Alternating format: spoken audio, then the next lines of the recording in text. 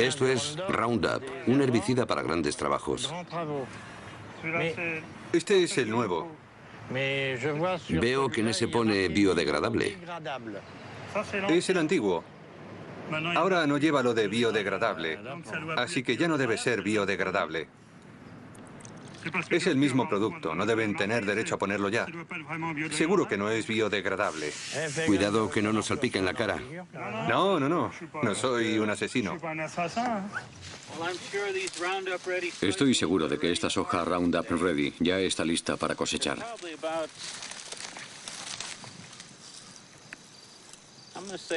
Probablemente tiene, yo diría que un 11% de humedad, así que está perfecta para la cosecha. La primera vez que oí hablar de la soja Roundup Ready fue hace 8 años en una revista agrícola. Me pareció una innovación muy interesante. La soja contiene una proteína que ha sido introducida en la planta mediante manipulación genética que la hace resistente al Roundup. El Roundup se pulveriza sobre las plantas. Las ventajas son evidentes. Si busca en mis campos, no encontrará malas hierbas. Siga las instrucciones de empleo. Roundup no implica riesgo alguno para los seres humanos, animales domésticos y su medio ambiente. Marca registrada de Monsanto. Fabricado en Bélgica. Si ves caracoles, no los rocíes porque entonces no se podrán comer. Y ten cuidado con las fresas. Animo a todos los agricultores europeos a conocer la tecnología Roundup Ready. Francamente es muy buena para el medio ambiente. Es un sistema sostenible, así que pruébenlo.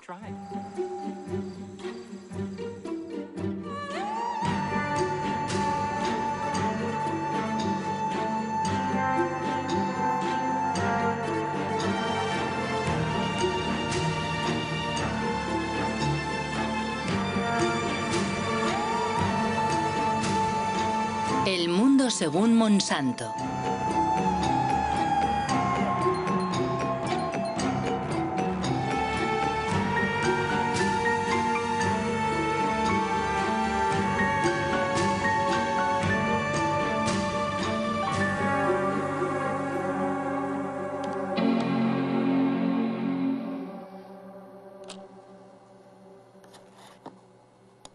Monsanto. Llevo 20 años recorriendo el mundo y en todas partes he oído hablar de esta multinacional estadounidense. Y la verdad no siempre bien. Deseando saber más, he navegado durante meses por la red, encajando pacientemente las piezas del rompecabezas. En su página de internet, Monsanto se presenta como una empresa agrícola cuyo objetivo es ayudar a los agricultores a producir alimentos más sanos, reduciendo a su vez el impacto de la agricultura sobre el entorno. Su producto estrella es el Roundup, el herbicida más vendido en el mundo desde hace 30 años.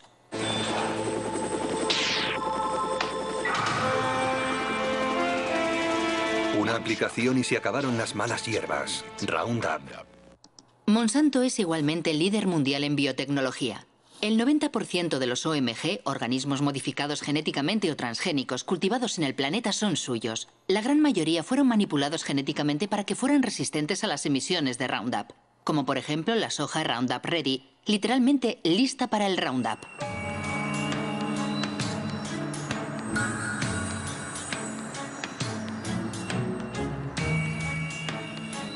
Los transgénicos de Monsanto han invadido el mundo, pero nunca una aplicación agroindustrial había despertado tantas pasiones y polémicas.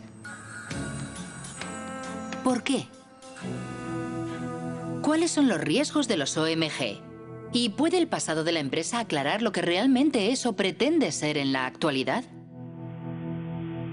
Fundada en 1901 en San Luis, en el estado de Missouri, Monsanto no ha sido siempre una empresa agrícola. Fue en primer lugar una de las mayores empresas químicas del siglo XX. La química trabaja para usted, al igual que Monsanto trabaja para usted. Monsanto. La química creativa hace maravillas para usted. Las maravillas cantadas por la publicidad han hecho de Monsanto una de las empresas más polémicas de la era industrial. Agente naranja, aspartamo, Hormonas del crecimiento bovino. PCB. Los PCB, aceites químicos utilizados como aislantes en los transformadores eléctricos, fueron la estrella de la compañía durante casi 50 años. Se comercializaron como Aroclor en Estados Unidos, Pyralene en Francia, Oclofen en Alemania, hasta el momento en que fueron prohibidos a comienzos de los años 80. Monsanto, PCB.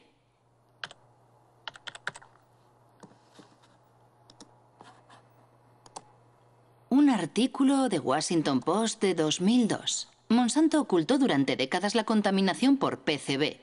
Ocurrió en Anniston, en el estado de Alabama.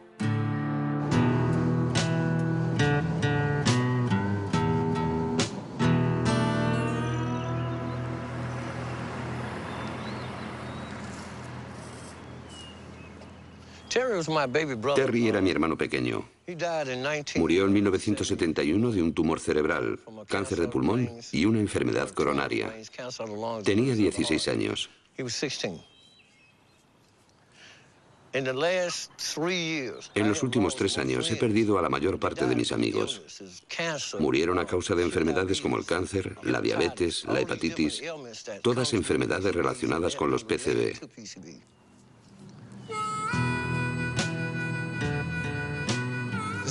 Es el camino de Monsanto.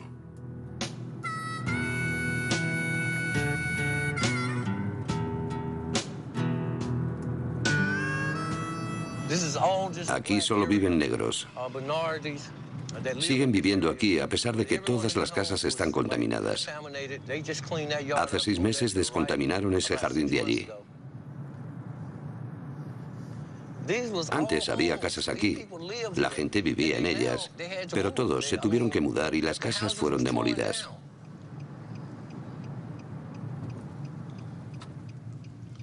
Esta es la casa donde murió mi hermano. Yo crecí en ella.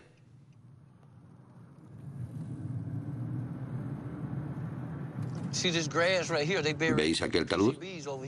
Ahí es donde están enterrados los PCB. Monsanto obtuvo permiso para enterrar los PCB en Anniston.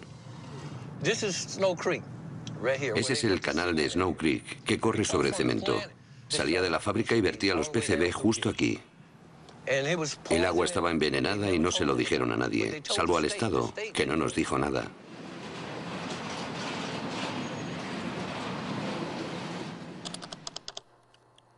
PCB, Monsanto sabía. ¿Pero qué sabía exactamente? Una organización de defensa del medio ambiente de Washington, dirigida por el ecologista Ken Cook, ha hecho públicos los archivos internos de la firma. La mayoría están clasificados como confidencial. Destruir después de leer. Un documento de 1937. La exposición a los PCB provoca efectos tóxicos en todo el organismo y erupciones cutáneas de tipo acné. 1961. Tras la ruptura de una tubería en una fábrica que usaba PCB, 2 obreros desarrollan síntomas de hepatitis. 1966. Científicos sueltan peces en el canal de Snow Creek. Todos mueren al cabo de 3 minutos y medio. Contaminación. Carta dirigida al responsable de ventas en 1970. Este documento resume toda la historia. Dice lo siguiente: no podemos permitirnos perder un solo don en ventas. Ocultaron el hecho de que estaban envenenando a sus vecinos de Anniston, porque no querían perder ni $1. Solo cuando los abogados de los vecinos de Anniston recurrieron a la justicia, Monsanto se vio obligado a divulgar estos documentos confidenciales. Así descubrimos lo que ellos sabían desde hacía mucho tiempo. Sabían la verdad desde el principio. Mintieron. Ocultaron la verdad a sus vecinos, a las autoridades gubernamentales. Y cuando finalmente informaron a las autoridades, estas, en lugar de ponerse del lado de los envenenados, protegieron a la compañía. Apoyaron a Monsanto. Es escandaloso, absolutamente imperdonable.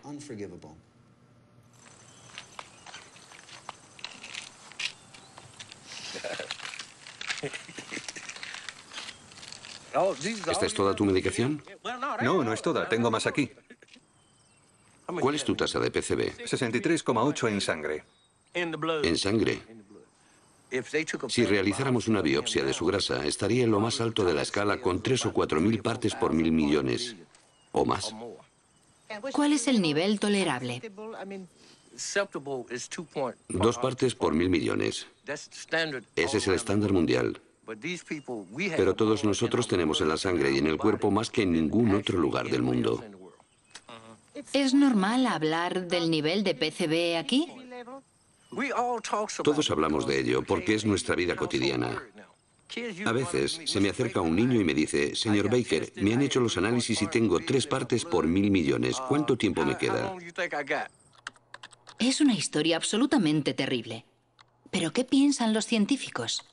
En la red hay muchos artículos acerca de los efectos de los PCB en la salud humana. Uno de los mejores especialistas se llama David Carpenter. Él fue quien realizó los análisis a los habitantes de Anniston. Todos llevamos PCB en nuestro cuerpo. Los osos polares y los pingüinos tienen PCB. En el pasado se vertían los PCB solo en algunos lugares, pero con el tiempo han contaminado el aire y el agua. Ahora todo el planeta está contaminado por los PCB. Los PCB provocan numerosas enfermedades. La más conocida es el cáncer.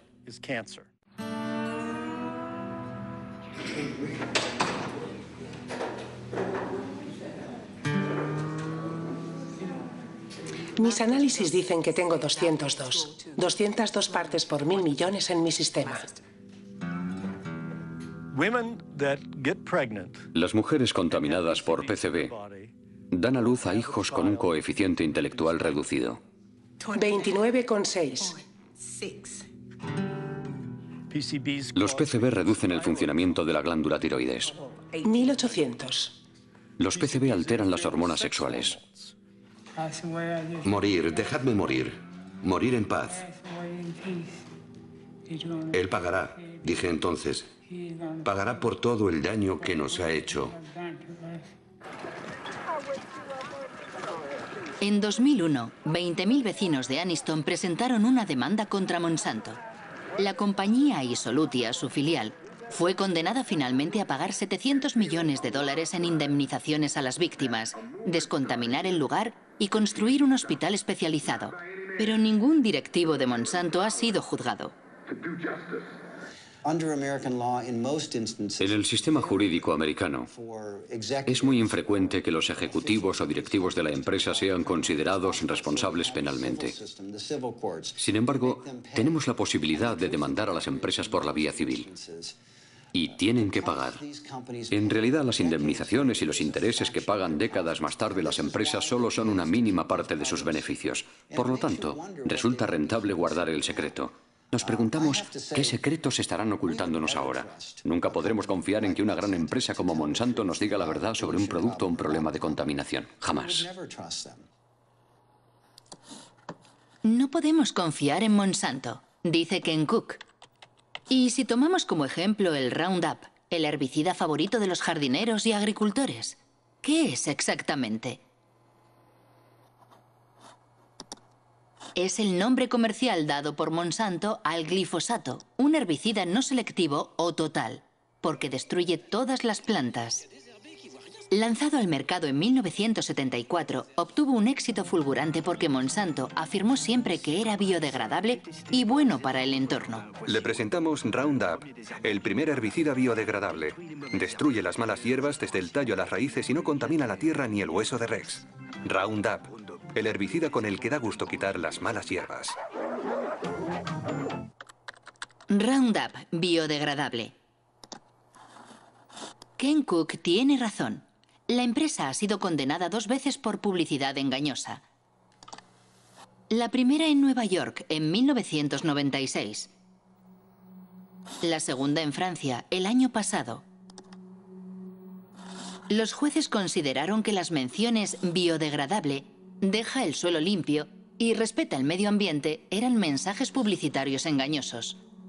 Más aún considerando que según los estudios realizados por el propio grupo Monsanto, solo se consigue un nivel de degradación biológica del 2% después de 28 días. He ahí la razón por la que biodegradable ha desaparecido recientemente de los bidones. Pero eso no es todo. Numerosos estudios científicos demuestran que el Roundup es altamente tóxico. Un ejemplo, el Roundup provoca alteraciones en la división celular. Un estudio del profesor Robert Bellet.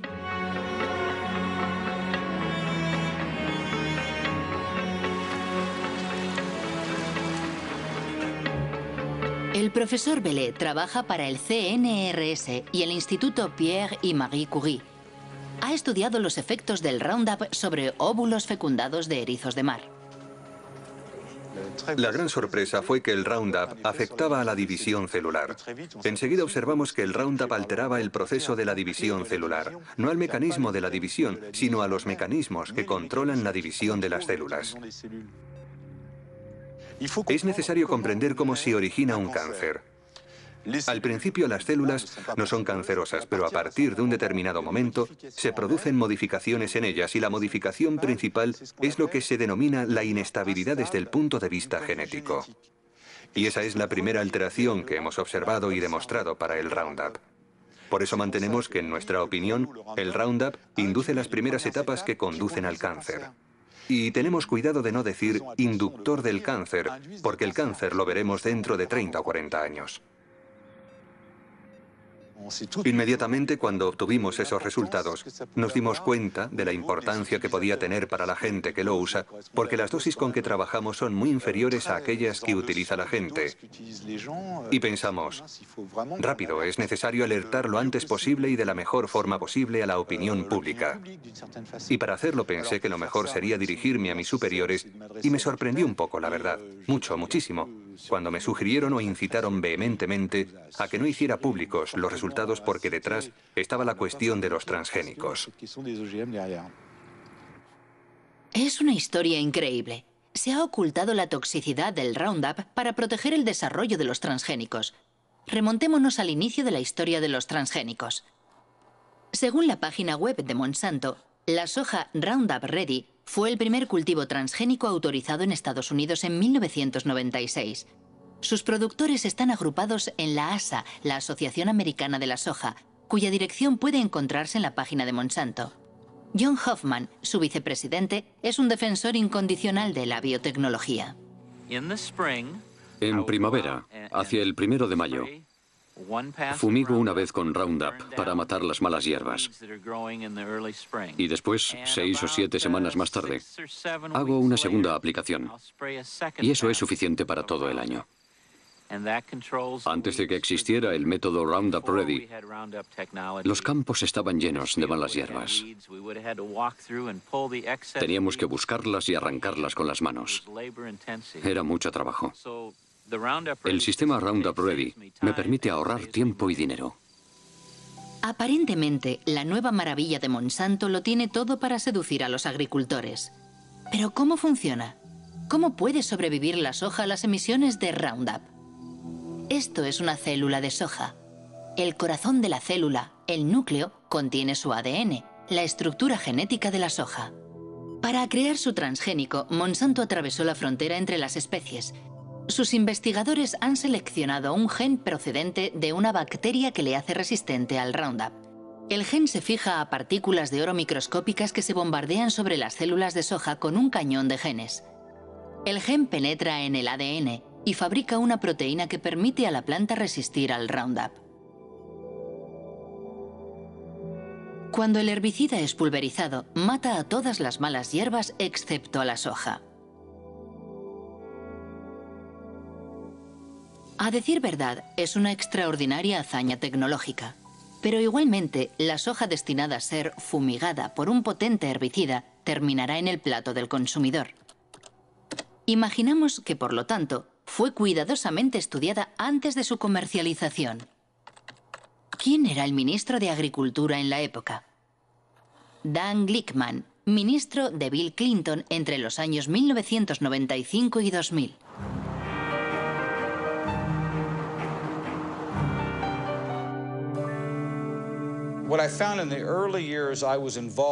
Al inicio de mi mandato, Existía un amplio consenso agroalimentario en el seno del gobierno de Estados Unidos. Quien no bajara la cabeza ante el desarrollo rápido de la biotecnología y de los cultivos transgénicos era considerado como alguien contrario a la ciencia y al progreso.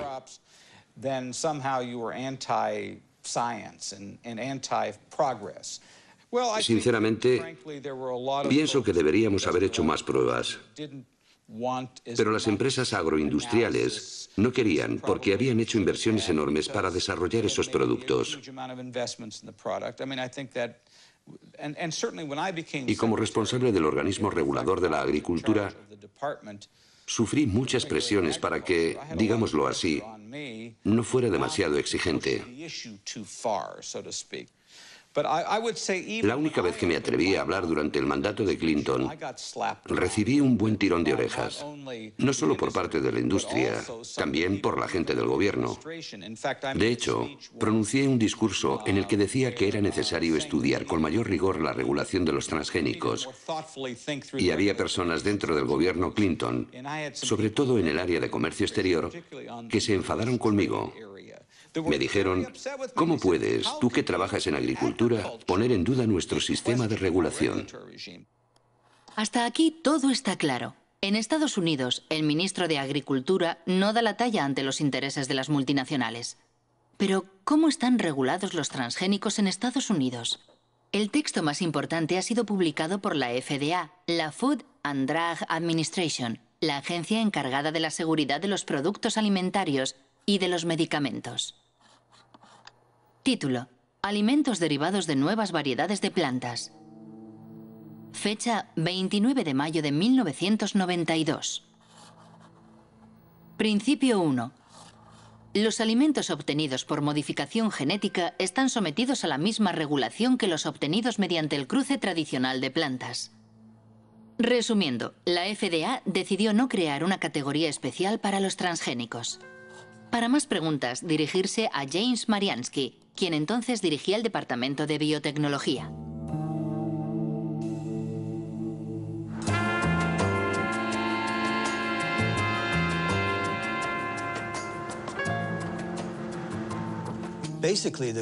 Básicamente, el gobierno tomó la decisión de no crear leyes nuevas. Pensaba que las leyes existentes podían aplicarse a las nuevas tecnologías. Eso quiere decir que la Casa Blanca le pidió a la agencia que escribiera un texto en el que los transgénicos no estuvieran sujetos a una reglamentación específica. Pero no se hizo basándose en datos científicos. Fue una decisión política. Sí, fue una decisión política que afectaba a muchos ámbitos, no solo al de la alimentación. Se aplicaba a todos los productos de la biotecnología. Una confesión increíble. James Mariansky reconoce que la reglamentación de los transgénicos se basó en una decisión política y no científica. Pero, ¿cómo fue argumentada esa decisión? Principio 2. Los componentes de los alimentos resultantes de una planta genéticamente modificada serán los mismos o similares sustancialmente a aquellos que se encuentran comúnmente en los alimentos.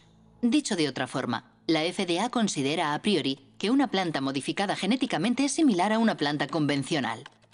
Es el denominado principio de equivalencia sustancial, que ha sido seguido en todo el mundo. Es el centro de debate que opone a los partidarios y detractores de los transgénicos. ¿Cómo pudo decir la FDA que una planta transgénica era similar a una planta convencional? Sabemos que los genes que se introducen en las plantas mediante la biotecnología producen proteínas muy parecidas a aquellas que hemos consumido durante siglos. Esa es la visión oficial de la FDA, cuestionada por Jeffrey Smith, autor de numerosas obras sobre los transgénicos. Michael Hansen, asesor científico de la Unión de Consumidores. Y el ensayista Jeremy Rifkin, que fue el primero en denunciar el principio de la equivalencia sustancial. Si los alimentos transgénicos están tan extendidos actualmente, es gracias a un engaño de la FDA. Ellos afirman que estos alimentos no son diferentes. Utilizan la expresión equivalencia sustancial o no considerablemente diferentes, lo cual traducen como generalmente reconocido como seguro o GRAS. Normalmente, para que algo sea considerado GRAS, es necesario que se apoyen numerosos estudios y que existe un amplio consenso en el seno de la comunidad científica. Con los alimentos transgénicos no ha existido ni lo uno ni lo otro. La FDA decía, si se introduce un gen en una planta, ese gen es ADN. Dado que consumimos el ADN desde hace mucho tiempo, podemos por lo tanto concluir que esa planta es GRAS. Nuestro punto de vista era que los genes debían ser considerados aditivos alimentarios. Actualmente, cuando queremos agregar a un alimento una gota microscópica de un nuevo colorante, un conservante o un producto químico, se le considera un aditivo alimentario y, por consiguiente, debemos hacer toda clase de pruebas para demostrar que existe la certeza razonable de que no será nocivo. Por el contrario, si manipulamos genéticamente una planta, lo cual puede dar lugar a innumerables diferencias en el alimento, nadie pregunta nada. Aquí en Washington, si frecuentabas en aquella época los lugares donde se reunían los lobbies, podías oírles riéndose de todo eso. Todo el mundo sabía que el principio de equivalencia sustancial era un absurdo. Solo era una forma para todas esas sociedades, y particularmente para Monsanto, de sacar sus productos al mercado rápidamente con la menor injerencia gubernamental posible. Debo decir que defendieron muy bien sus intereses. Recuerdo una reunión en la que los científicos de Monsanto se encontraron con los científicos de la FDA. Hablaban de las modificaciones que provocaban sus trabajos y le preguntaban al FDA cómo iba a regular esos productos. Jamás he visto una sociedad con una influencia tan determinante y a un nivel tan alto sobre las autoridades gubernamentales a cargo de la reglamentación como Monsanto con sus alimentos transgénicos. Existe un documento excepcional en el que se puede ver a George Bush, padre, visitando los laboratorios de Monsanto. Tuvo lugar 9 años antes de la comercialización de la soja Roundup Ready. Me gustaría enseñarle algunos de los pasos que hemos de dar para llevar un gen de un organismo a otro. En realidad, hará las mismas y pequeñas manipulaciones que realizamos en el laboratorio, donde seleccionamos el ADN, lo separamos y lo mezclamos en diferentes partes para unirlas. ¿Unirlas? Unirlas de nuevo. Esta probeta contiene ADN extraído de una bacteria. El ADN tiene el mismo aspecto sea de una planta o de un animal. ¿Qué es lo que estamos viendo? Ah, ya veo. ¿Para qué sirve esto? ¿Para conseguir una planta más fuerte o una planta resistente? En este caso, resistente al herbicida. Comprendo. Tenemos un herbicida fantástico. Este es el químico que... Cuando George Bush efectúa su visita al castillo de Monsanto, es vicepresidente de Ronald Reagan. La consigna de la administración republicana es la desregularización. Se trata de favorecer a la industria reduciendo al máximo las trabas burocráticas, como los exámenes sanitarios o medioambientales sobre los nuevos productos. Y ese es exactamente el problema de Monsanto. Acabamos de solicitar al gobierno que nos permita probarlo por primera vez en una granja de Illinois este año. Seguimos alucinando con esto. Perderemos otros años. Los gastos se disparan y nunca pasa nada. Francamente, debo decir que no tenemos ninguna queja sobre la forma en que el gobierno lleva el tema. Es un proceso muy ordenado. Tienen que asegurarse de hacer lo correcto con estas cosas nuevas. Si en septiembre no tenemos la autorización, puede que pensemos de forma diferente. Llámenme. Nuestro trabajo es la desregularización. Tal vez podamos ayudarles. En 1988, Dan Quayle ocupa el cargo de George Bush, que ha sido elegido presidente de Estados Unidos. 4 años después, el nuevo vicepresidente hace pública la política del gobierno estadounidense relativa a los transgénicos, conforme a los deseos de Monsanto. Damos este paso como parte de la iniciativa presidencial de eliminación de reglamentación, ahora en su segunda fase. Estados Unidos ya es el líder mundial en biotecnología y queremos que siga siéndolo. Solo en 1991 la industria de la biotecnología ha supuesto $4.000 millones. Esperamos que alcance los $50.000 millones en el año 2000. siempre que impidamos la proliferación de una regulación innecesaria. ¿Cree que fue una conspiración? La palabra conspiración es un poco fuerte, pero desde el punto de vista de la empresa, sin duda fue un asalto al poder. Enseguida, un tal Michael Taylor se convirtió en el administrador adjunto de la FDA, justo en el momento en el que se estaban redactando las normas de los alimentos transgénicos. ¿Quién es Michael Taylor? En Internet solo hay una imagen de ese hombre oscuro. Actualmente dirige la Fundación Recursos para el Futuro.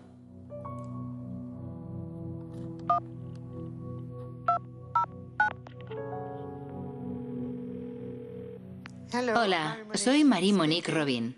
Hola, soy Mike Taylor. Quisiera preguntarle sobre su papel cuando trabajaba en la FDA. Antes de ser contratado por la FDA, usted fue abogado de Monsanto durante 7 años, ¿no es así?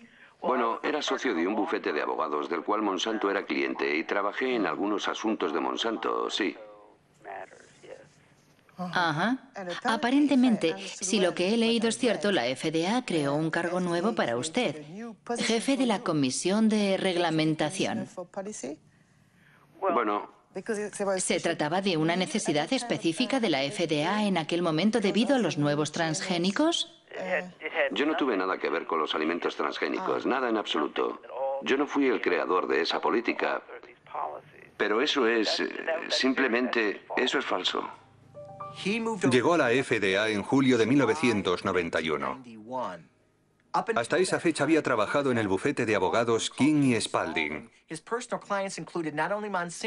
Entre sus clientes se contaba no solo Monsanto, también el IFBC, el Comité Internacional de los Alimentos y la Biotecnología.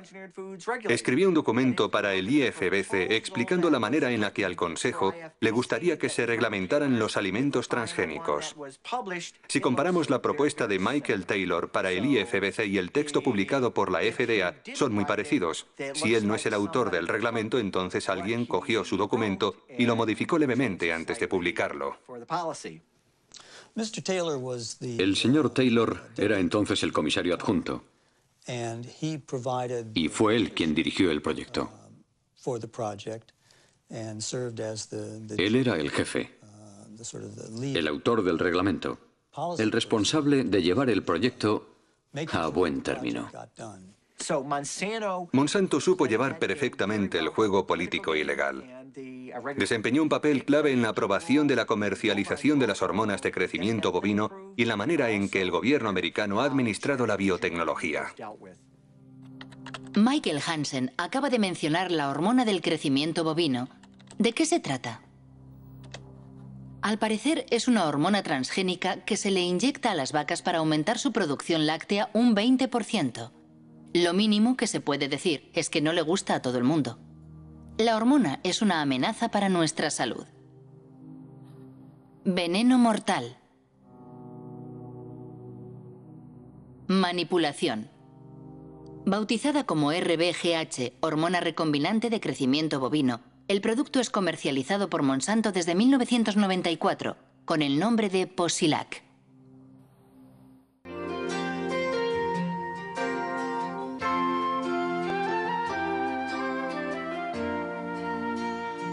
Posilac es el nuevo producto más seguro de la historia. Pronto comprobará los espectaculares resultados que Posilac le ofrece. En 1985, Monsanto presentó un informe ante la FDA solicitando la autorización para comercializar el Posilac. Los expertos de la agencia analizan los ensayos realizados por la firma en ejemplares experimentales. El veterinario de la FDA responsable del expediente se llama Richard Barrows. En una entrevista declara que responsables de la agencia han suprimido y manipulado datos.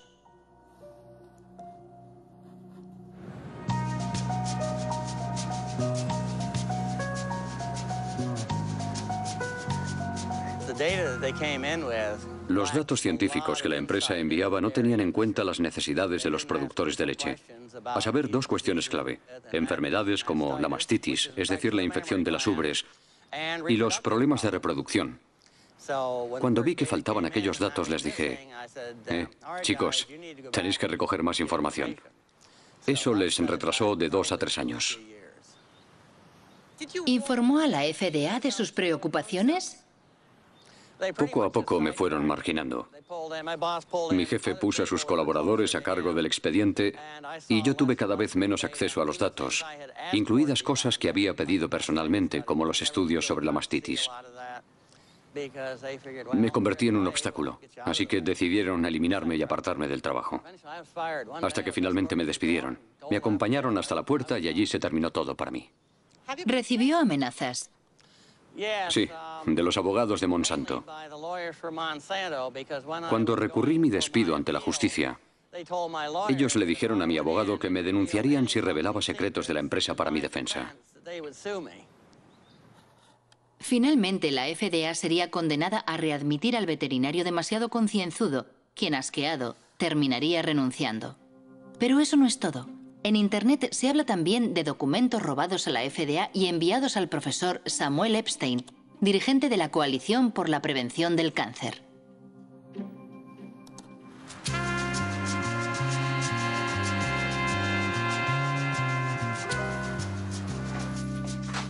En 1990, el profesor Epstein publica un artículo en The Milkweed, una revista de referencia especializada en leche que dirige el periodista Pete Harding.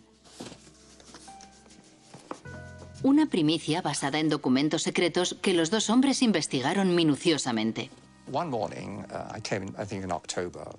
Un día encontré en la oficina una caja enorme llena de documentos enviada desde Washington por un remitente anónimo.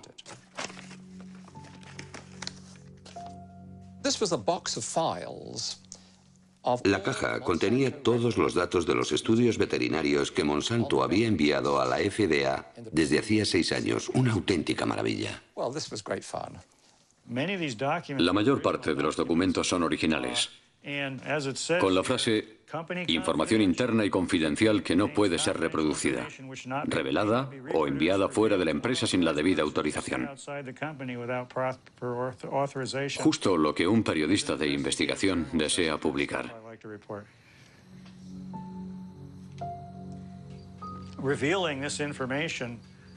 La revelación de esos informes enfureció a Monsanto y a la FDA.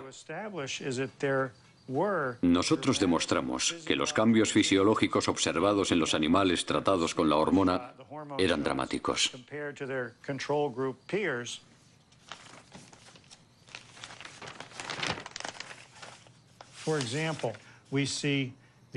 Por ejemplo, el ovario izquierdo de las vacas que habían recibido la hormona sintética es un 34% más grande. Hasta un 42 o un 44% según los grupos. Más aún, los informes demuestran que los animales tratados tienen graves problemas para reproducirse. Los datos son concluyentes. Nosotros proporcionamos los datos sin procesar y procesados, datos contrastados no por nosotros para su verificación. Las autoridades sanitarias que han analizado la somatotropina bovina han comprobado que no existe ningún riesgo para los consumidores. Para Monsanto, la hormona no solo no representa ningún problema, sino que solo conlleva beneficios para el consumidor. Como la composición química de la leche no es alterada por el Posilac, sus propiedades y su gusto no cambian.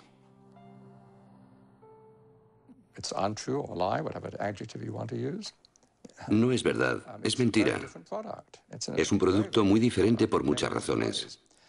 En primer lugar, como las vacas sufren de mastitis a menudo, hay pus en la leche.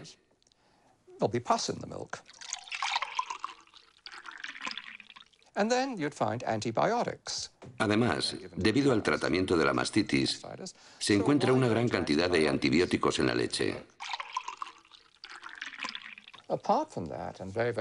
Por último, se ha observado un aumento importante del llamado IGF-1, el factor insulina de crecimiento. Desde los años 80, unos 60 estudios han demostrado que existe una relación directa entre un nivel elevado de IGF-1 y el cáncer de mama, de colon y de próstata. Es una historia absolutamente asombrosa. ¿Hubo otros países que autorizaran la RBGH? Al parecer, la hormona fue prohibida en Europa y Canadá. En Canadá también. La Agencia de la Salud de Canadá suele calcar sus decisiones de la FDA. RBGH. Escándalo en Santé, Canadá. Monsanto acusado de intento de soborno. En octubre de 1998, 3 científicos de Santé, Canadá, declararon ante una comisión del Senado por oponerse a la comercialización de la hormona transgénica. El escándalo ha sido descubierto por el Dr. Shiv Chopra, un whistleblower, en inglés, alguien que da la voz de alarma.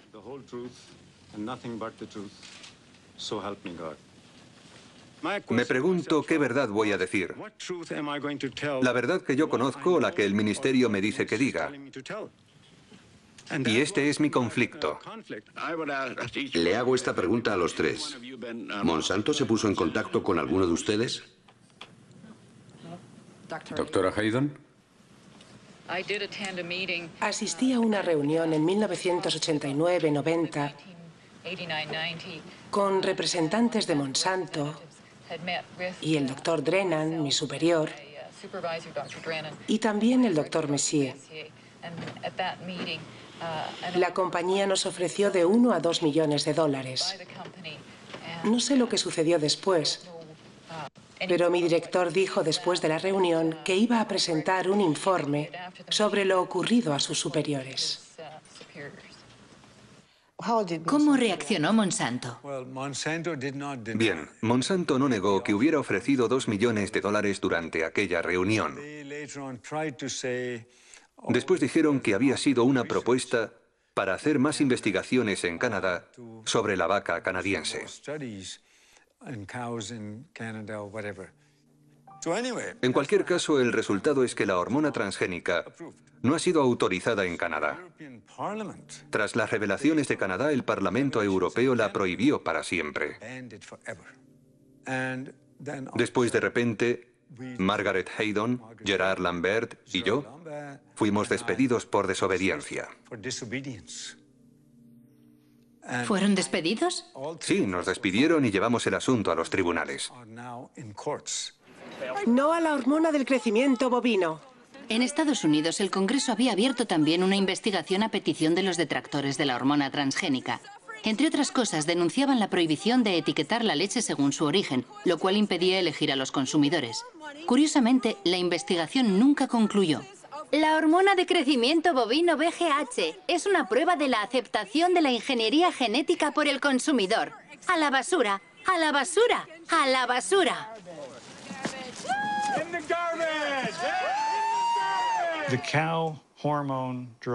La hormona del crecimiento bovino representa la primera aplicación de la biotecnología en la producción de alimentos.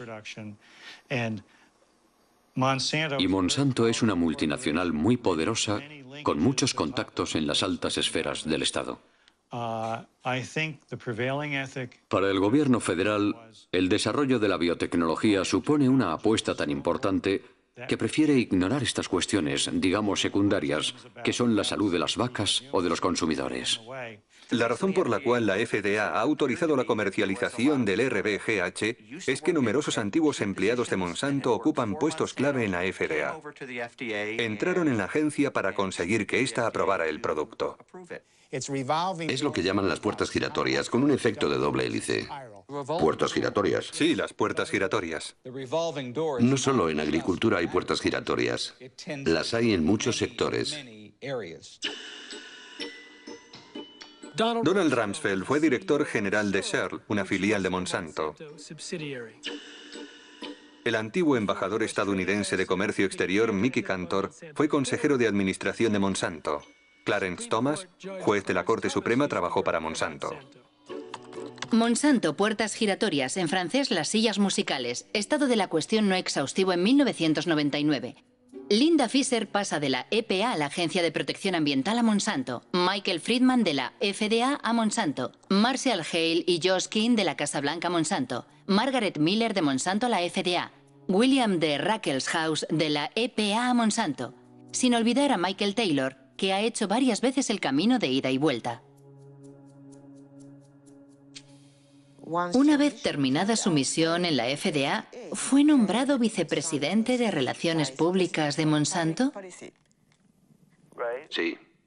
¿Para usted no existe el conflicto de intereses? No. No. Y de nuevo, las reglas son las reglas. Y yo jugué según las reglas. Considero que en términos de aceptación pública ha sido un error tras otro. Cuando intentas tener una estrategia para que el público comprenda y acepte una nueva tecnología, el hecho de que la primera aplicación esté relacionada con la leche de la cual producimos más de la que necesitamos, ayuda a crear un clima de Sospecha. sospecha. Creo que la idea de que las compañías no estén obligadas en todos los casos de alimentación transgénica a contar con la autorización de la FDA, a diferencia de lo que ocurre en Europa, creo que eso, para la confianza del público, desde la perspectiva del consumidor, no es un sistema suficiente. Personalmente dije que el Congreso debía cambiar la ley. El Congreso debería crear un sistema de notificación obligatorio que asegure que todos los productos sean supervisados por la FDA y que la FDA certifique la seguridad de todos los productos. Una declaración sin duda muy interesante. Al parecer, Michael Taylor se arrepiente de la normativa que él mismo firmó en 1992. ¿Qué pensaban los científicos de la FDA? ¿Existía un consenso sobre la regulación de los transgénicos? Documentos internos demuestran que la agencia ignoró las inquietudes de sus propios científicos. Firmado Steven Drucker.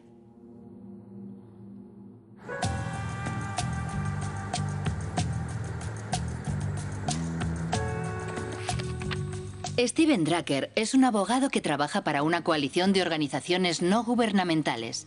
Demandó a la FDA y consiguió la desclasificación de sus archivos sobre los transgénicos. Recibimos más de 44.000 páginas que revelaban que la FDA lleva mintiendo al planeta al menos desde 1992. Y sigue mintiendo. Finge que el principio de equivalencia sustancial entre los alimentos transgénicos y las plantas convencionales está basado en un amplio consenso en el seno de la comunidad científica y que numerosos datos científicos lo demuestran. Esas dos afirmaciones son mentiras flagrantes. Por ejemplo, el doctor Luis Privil, del Departamento de Microbiología de la FDA, ha escrito: hay una enorme diferencia entre los efectos inesperados que pueden provocar las plantas tradicionales y los alimentos transgénicos. A continuación añade que ciertos aspectos de la manipulación genética podrían resultar más peligrosos. Las inquietudes expresadas por los expertos de la FDA eran tan importantes que la doctora Linda Kahl, de la FDA, responsable del seguimiento y la síntesis de sus consejos, redactó un informe para el coordinador de biotecnología de la FDA, el doctor James Mariansky. Según documentos internos de la FDA que se han hecho públicos, había muchos científicos de la FDA que no estaban de acuerdo con la normativa propuesta.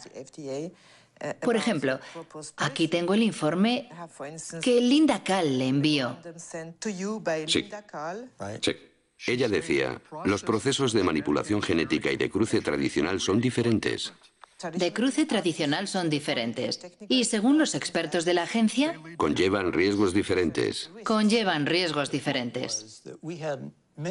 Es cierto que en el interior de la agencia existían opiniones divergentes.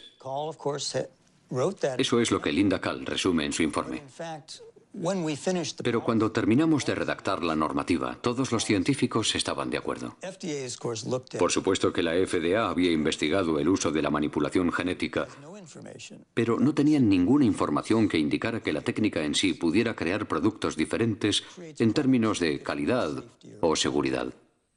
Antes de que los científicos de la FDA expresaran sus inquietudes, la agencia recibió una señal de alarma muy clara.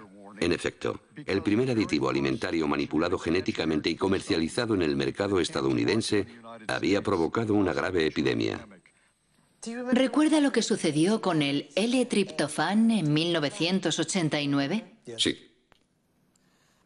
Era un aminoácido manipulado genéticamente. A priori conocemos muy bien los aminoácidos. Sí. Mató a decenas de personas y cientos más enfermaron. Provocó una epidemia de una enfermedad desconocida llamada EMS. Es cierto. ¿Cuántas personas murieron? Sí, pero nosotros teníamos muchos... 37 y más de 1000 inválidos. ¿Lo recuerda? Lo recuerdo. Según un documento de la FDA, usted dijo, no sabemos cuál es la causa del EMS, pero no podemos descartar la hipótesis de que se deba a la manipulación genética. ¿Dijo usted lo que acabo de leer? Sí. Increíble.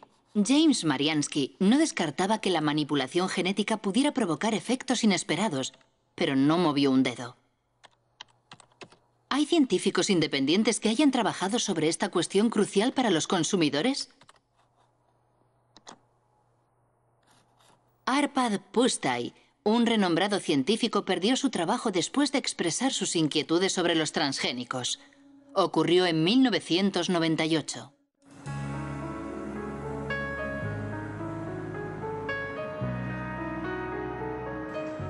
Arpad Pusztai trabajaba para el Instituto Rowlett, en Escocia, y había dirigido un estudio sobre las patatas transgénicas por encargo del Ministerio de Agricultura. El presupuesto de más de 2 millones de euros movilizó a 30 investigadores durante 2 años para preparar la llegada de los transgénicos a Gran Bretaña. Todos estábamos entusiasmados. Yo estaba entusiasmado. El ministerio pensaba que si hacíamos ese estudio, examinando todos los aspectos, aquello serviría de apoyo a los alimentos transgénicos. Cuando llegara el momento de comercializar los productos, podrían decir que el mejor laboratorio de nutrición europeo había comprobado que no existía ningún problema. Arpad Pusztai es especialista en lectinas. Son proteínas que tienen una función insecticida y que protegen a las plantas contra los pulgones. Los científicos del Instituto Rowlett crearon patatas resistentes al pulgón insertando un gen del narciso de las nieves que produce la famosa lectina. Antes, habían verificado que las lectinas, en su estado natural, no son peligrosas para la salud. Las patatas transgénicas fueron probadas en ratas. Constatamos 2 efectos. En primer lugar, la proliferación de células en el estómago, lo cual no es bueno. Yo no digo que sea canceroso, pero puede facilitar el desarrollo de tumores causados por los productos químicos.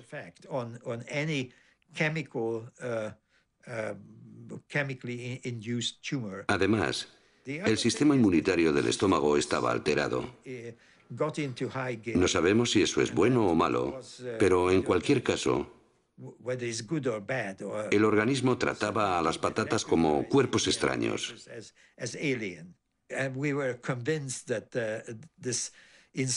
Estábamos seguros de que la manipulación genética estaba en el origen del problema y no el gen de la lectina, porque lo habíamos comprobado aisladamente en una concentración 800 veces mayor sin consecuencias negativas.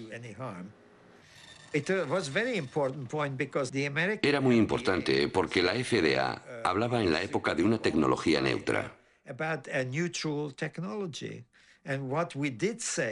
Nosotros dijimos en público que el problema en sí no era el gen, sino la técnica de inserción. Cuando llegaron a Gran Bretaña los primeros cargamentos de soja norteamericana, la BBC entrevistó a Arpad Pusztai sobre la cuestión. Como científico que trabaja en este campo,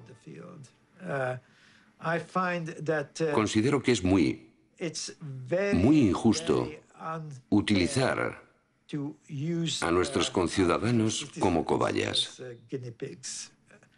Creo que jamás me perdonaron que dijera aquello. Monsanto comprendió rápidamente la importancia de nuestros resultados. Ya estaban al corriente antes de la emisión de la entrevista, porque el Instituto de Investigación Agrícola recibía mucho dinero de Monsanto. Comprendieron rápidamente las consecuencias de nuestro estudio. A la mañana siguiente de la emisión de la entrevista, Arpad Pusztai es despedido y su equipo de investigación disuelto. El profesor Stanley Ewen, un renombrado histólogo, era el encargado de estudiar el impacto de las patatas transgénicas en los órganos de las ratas. Desde aquel incidente no se hace ninguna ilusión sobre la independencia de la ciencia. Yo estaba extraordinariamente enfadado y muy alterado. Era como si el suelo hubiera desaparecido bajo mis pies. ¿Qué era lo que había pasado? También desacreditaron a Stanley, no solo a Arpad y a mí. Stanley fue jubilado y desacreditado en la universidad. ¿Es verdad? Sí. Sí. Fue muy duro. El lunes nuestro trabajo era formidable. El martes merecía estar en la basura. Yo tenía una ligera idea de lo que había podido ocurrir, pero no pude confirmarlo hasta hace algo menos de 8 años. Estaba en una cena, y en la mesa, a mi lado, había alguien del Instituto Rowett llamado Dataroi. En cierto momento le dije, es horrible lo que le pasó a Arpad, ¿verdad? Y él me respondió, sí, pero ¿no sabías que Downing Street llamó 2 veces al director? Entonces comprendí que había algo supranacional en todo este asunto. El despacho de Tony Blair había recibido presiones para detener nuestro trabajo porque los norteamericanos pensaban que podría crearle problemas a su industria biotecnológica. El caso de Arpad Pusztai provocó un rechazo masivo a los alimentos transgénicos en Gran Bretaña, apoyado por Greenpeace, hasta tal punto que un año después, Robert Shapiro, presidente de Monsanto, aceptó participar en una teleconferencia organizada por la Asociación Ecologista.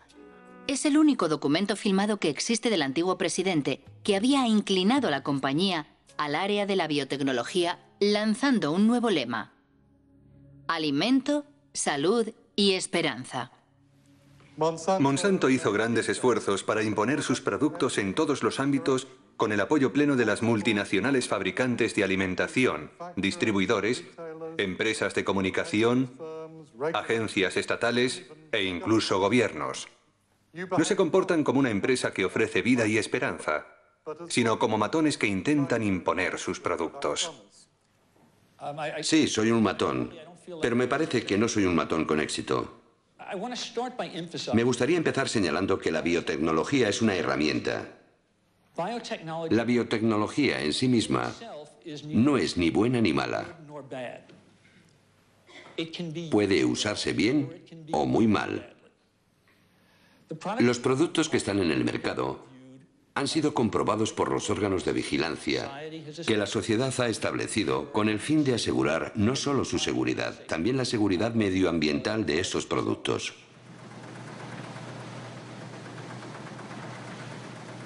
Diez años después de su lanzamiento comercial, la soja Roundup Ready representa el 90% de la soja cultivada en Estados Unidos y el 70% de los alimentos vendidos en los comercios americanos contiene productos transgénicos. A diferencia de lo que ocurre en Europa, los consumidores no pueden elegir porque está prohibido etiquetarlos como transgénicos. Una consecuencia directa del principio de equivalencia sustancial. Tengo un grano de soja en la mano y lo puedo comer con toda confianza. Es muy seguro. Creo que la FDA confía en que esta soja es tan segura como las demás variedades. ¿Cómo puede estar tan segura la agencia? Se basa en los datos que la empresa proporcionó a la FDA y que han sido evaluados por los científicos de la agencia. A ninguna empresa le interesa realizar un estudio para, a continuación, ocultar los resultados. ¿Cómo puede estar tan seguro James Mariansky? Si tecleamos Monsanto falsificó estudios científicos, obtenemos 174.000 respuestas, entre ellas un informe de la EPA, la Agencia de Protección Ambiental de Estados Unidos. Monsanto habría falsificado investigaciones sobre los efectos cancerígenos de la dioxina.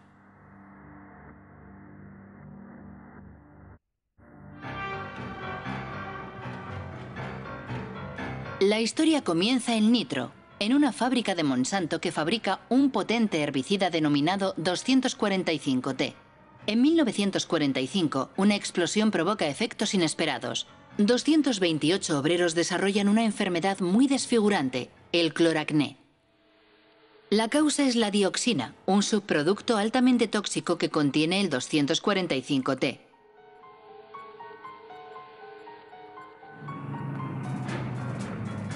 El 245T era el componente principal del agente naranja, el defoliante empleado por el ejército americano en la guerra de Vietnam.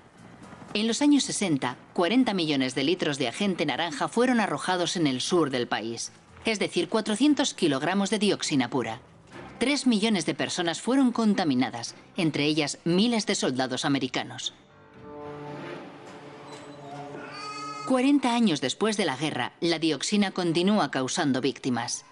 Se dice que actualmente el veneno provoca cáncer y graves alteraciones genéticas.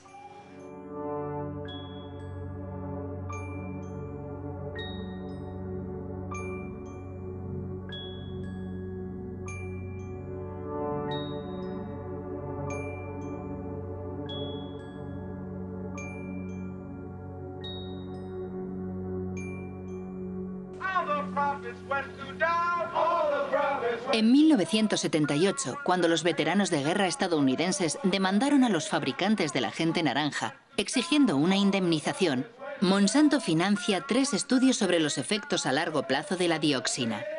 La compañía pagó a científicos para que compararan el estado de salud de los trabajadores afectados 30 años antes en el accidente de la fábrica de nitro con el de los trabajadores no afectados. 2 personas conocen muy bien ese estudio. William Sanjur, que dirigía el Departamento de Residuos Tóxicos de la Agencia de Protección Ambiental, y Gerson Smoger, el abogado defensor de los veteranos de la Guerra de Vietnam. En 1990, la doctora Kate Jenkins, una de mis colegas en el EPA, elaboró un informe alegando que ciertos estudios realizados por Monsanto eran incorrectos. Si hubieran sido realizados correctamente, los resultados habrían sido los opuestos a los obtenidos por Monsanto. Sus estudios demostraban que la dioxina no es un agente cancerígeno para el hombre. Tenían los datos de las investigaciones y manipularon su interpretación para llegar a la conclusión que querían. Una investigación jamás se hace así, jamás. Pero así fue como consiguieron lo que querían. Más tarde descubrimos que había 5 personas con cáncer, que en uno de los estudios habían sido registradas como expuestas a la dioxina. En el otro estudio, esas mismas 5 personas eran presentadas como no expuestas. Al introducir esas 5 personas en el grupo de no expuestas, provocaban la impresión de que había los mismos casos de cáncer en ambos grupos. De esa forma llegaban a la conclusión de que no había ninguna diferencia. Fue así como miles de veteranos de guerra vieron rechazada su demanda de una indemnización por haber sido expuestos al agente naranja. Esos estudios afectaron a toda la legislación en Estados Unidos durante 7 o 9 años. Como Kate Jenkins era una buena científica y una buena empleada de la EPA, y una persona valiente, dicho sea de paso, envió un informe al Consejo Científico de la EPA solicitando que se examinaran de nuevo esos estudios para comprobar su metodología. De hecho, jamás se ha investigado a Monsanto. Nadie investigó esos 2 estudios, nadie. La única investigación que se llevó a cabo fue sobre Kate Jenkins, la persona que dio la voz de alarma. Su vida se convirtió en un infierno. La acosaron, la obligaron a cambiar de trabajo, la persiguieron. ¿Cree a Monsanto cuando dicen que sus transgénicos no representan ningún problema para la salud? No me creo ni una palabra de lo que dice esa empresa, nada. Todo lo que dicen debe ser minuciosamente verificado por personas independientes, con la condición de que sean competentes y realmente independientes. Efectivamente, para demostrar la inocuidad de la soja Roundup Ready, Monsanto realiza un estudio que se publicó en 1996 en una revista científica importante. Supuestamente, medía los efectos de la soja transgénica sobre la salud de los animales, en especial sobre las ratas. El estudio fue cuidadosamente desmenuzado por un científico danés ya fallecido, el noruego Ian Prime.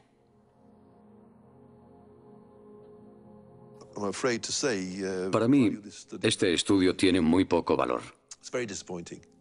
Resulta decepcionante, sobre todo sabiendo que sirvió de base al principio de equivalencia sustancial. Hay cosas sorprendentes.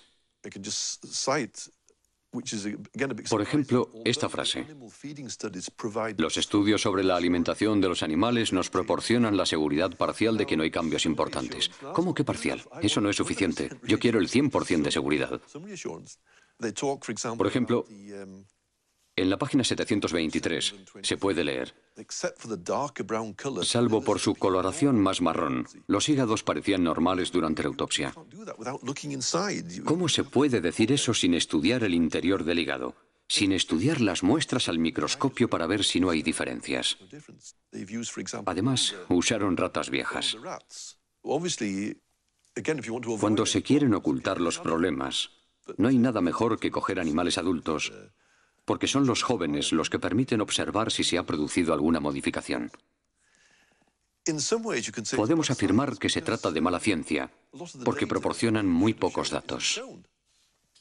¿Intentó conseguir los datos originales del estudio sobre las ratas? Yo no, pero un colega sí. Fue muy largo y frustrante, porque tuvo que ir de despacho en despacho.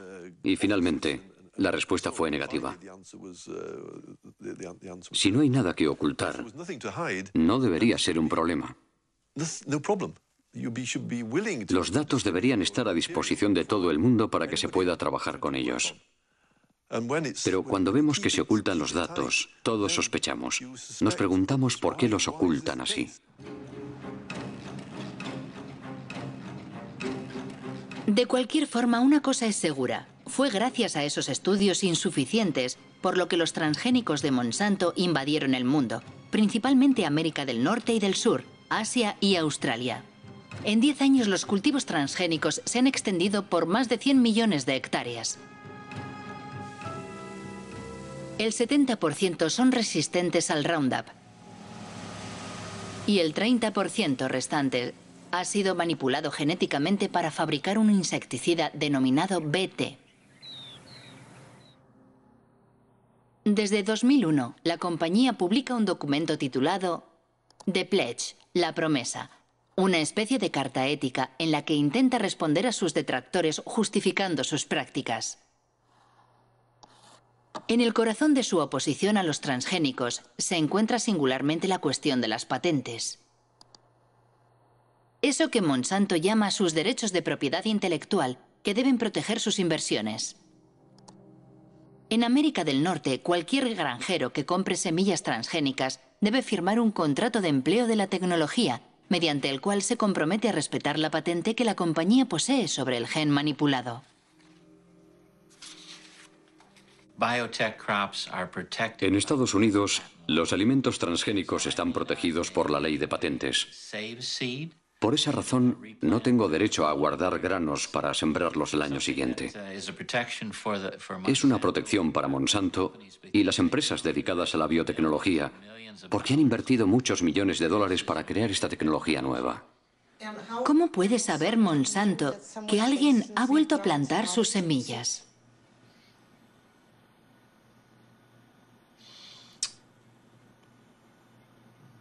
No sé responder a esa pregunta. ¿Cómo puede saber que alguien ha plantado de nuevo sus semillas? Es una buena pregunta para Monsanto. La pregunta es tan delicada que Monsanto prefiere ignorarla haciendo bellas promesas.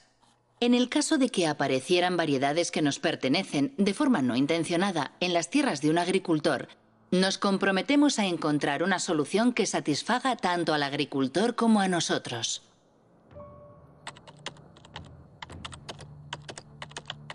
Pero la realidad resulta mucho menos idílica. El Centro para la Seguridad Alimentaria de Washington ha publicado un estudio sobre los agricultores demandados por Monsanto por no respetar su patente sobre semillas. Se han contado al menos un centenar de procesos y numerosas quiebras. Entre las víctimas se cuenta Troy Rush, un agricultor de Indiana.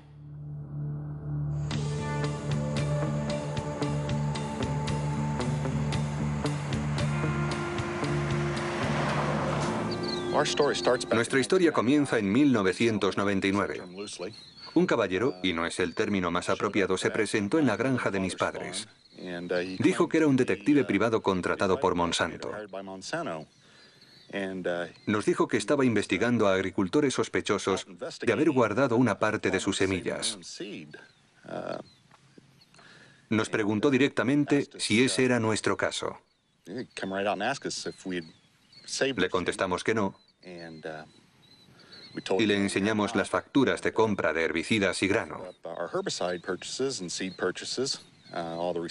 Incluso le dimos las direcciones de los vendedores para que lo comprobara personalmente, pero declinó nuestra invitación. Después de aquel incidente, Monsanto demandó a mi familia. Monsanto presentó documentos que, supuestamente, eran análisis de muestras recogidas en nuestra granja.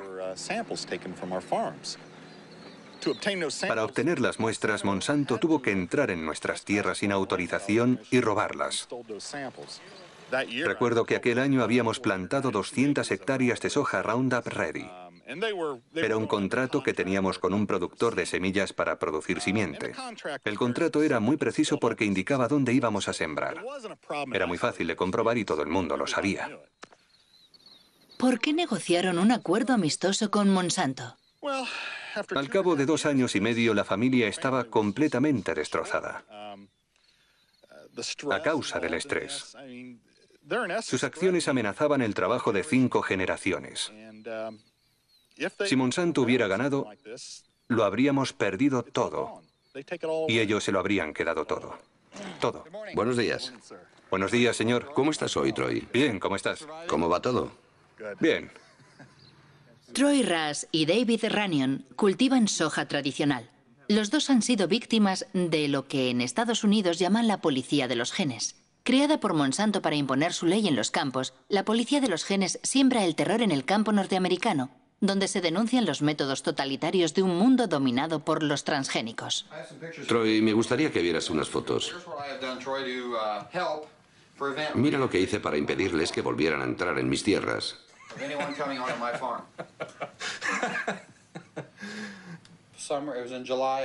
Era el mes de julio de 2003. Llegaron a mi casa sobre las 19 horas.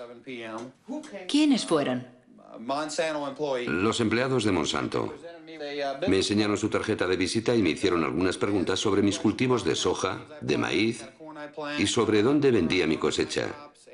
Les dije, vale, se acabó la conversación. Las patentes lo han cambiado todo. Han destruido la confianza que existía entre vecinos. Personalmente, solo hablo y tengo amistad con 2 agricultores. ¿De verdad tienen miedo los agricultores? Por supuesto que tienen miedo. Es imposible defenderse de esa compañía. Han creado una industria cuyo único objetivo es destruir las vidas de los agricultores. Todo el mundo tiene miedo. ¿Tiene miedo de que le denuncie un vecino? Sí. ¿Sí? Sí, es sencillo. Solo hay que marcar el 1-800 Monsanto. No, perdón, 1-800 Roundup. Recuerdo que animaban a los agricultores a llamar a ese número gratuito para delatar. ¿Por qué hace todo eso Monsanto? Para controlarlo todo. ¿Las semillas? Sí. Quieren controlar la simiente. Quieren apoderarse de la vida. Se trata de la base de nuestra alimentación.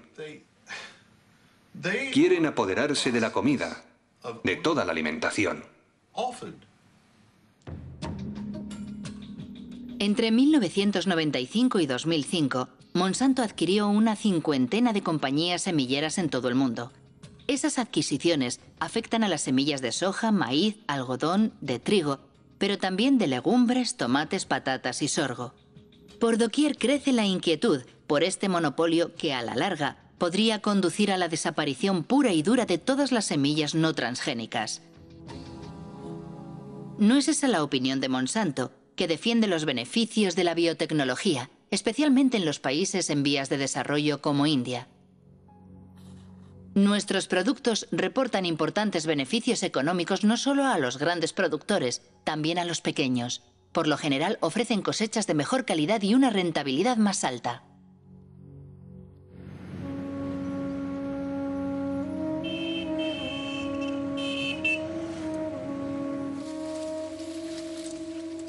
India es el tercer productor mundial de algodón. En 1999, Monsanto compró Maiko, la primera empresa productora de semillas del país. 2 años más tarde, el gobierno indio autorizó los cultivos BT, denominados Bollgard, que fueron manipulados para fabricar un insecticida que supuestamente repele los ataques del gusano americano, un parásito del algodón. Día y noche, las 24 horas todos los días. Bollgard te protege. Este es el poder de Bollgard. Menos herbicida, más beneficios. Semillas de algodón Bollgard. El poder para vencer a los insectos. Desde el año 2001, Kiran Sakari y Abdul Gaim estudian día a día los cultivos del algodón transgénico entre los pequeños agricultores del distrito de Warangal. Cada año, estos 2 ingenieros agrónomos publican un informe comparando el rendimiento y los costes de producción del algodón BT con el del algodón convencional. En 2006, la cosecha fue arrasada por una enfermedad que afecta a los cultivos transgénicos. Las plantas de este campo de algodón Bollgard están infectadas por la rizoctonia. El interior del tallo es fibroso, al contrario que en una planta sana. Es típico de esta enfermedad. Todos los agricultores dicen que nunca lo habían visto. En el estudio que realizamos en 2001, solo observamos la enfermedad en algunas plantas de algodón BT. Pero con el tiempo se ha extendido y ahora no solo la encontramos en los campos de algodón BT, también en los cultivos no transgénicos. Personalmente creo que existe una mala interacción entre la planta manipulada y el gen insertado. Eso provoca una mayor debilidad en la planta que ya no se resiste a la rizoctonia. He leído en la página web de Maiko Monsanto que el algodón BT reduce supuestamente en un 79% el uso de pesticidas y aumenta el rendimiento en un 30%. Pero es un fracaso total. Invariablemente, al cabo de 70 o 90 días hay que tratar a las plantas contra el gusano americano, aunque sea algodón BT.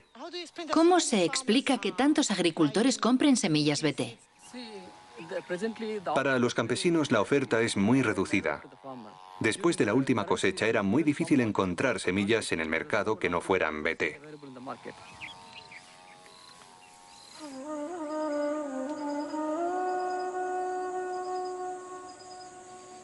Actualmente en India, Monsanto controla prácticamente la totalidad del mercado de simiente de algodón. Una manera de imponer sus semillas transgénicas 4 veces más caras que las semillas convencionales. Para conseguirlas, los campesinos se ven obligados a empeñarse con intereses de usura. Si la cosecha es mala, van a la quiebra. Es una espiral infernal que está diezmando las aldeas indias.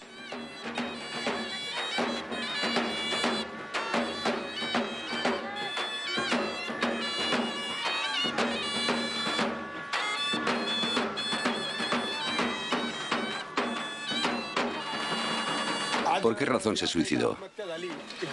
La cosecha se ha perdido. ¿Algodón BT? Sí, algodón BT. ¿Hay alguna otra razón? Las deudas. ¿Qué edad tenía? 25 años. Se bebió 1 litro de pesticida.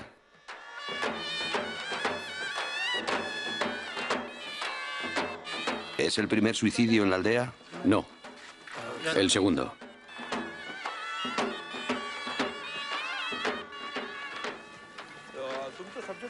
Funerales como el que acabamos de ver se repiten 3 veces al día en la región de Vidarbha, donde el algodón BT se introdujo en 2005.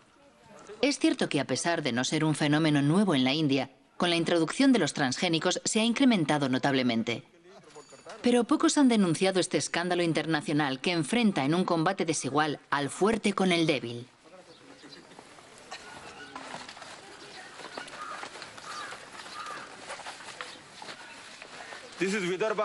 En las zonas de Vidarbha, donde se cultiva el arroz, se producen pocos suicidios. Esta es la zona donde se cultiva el algodón. El resultado del algodón BT es que el primer año hubo 600 suicidios entre junio de 2005 y junio de 2006. El segundo año, tan solo 6 meses después, ya llevamos 680 suicidios. Es un desastre. Sí, es un desastre completo. El problema reside en que los alimentos transgénicos hacen que los agricultores dependan completamente de las fuerzas del mercado. No solo tienen que pagar la simiente más cara, también tienen que comprar abonos. Además, el consumo de insecticidas no se reduce. Es mentira. Monsanto dice que los transgénicos son mejores para el pequeño agricultor. ¿Qué opina usted? Nuestra experiencia demuestra que eso es completamente falso. Es mentira.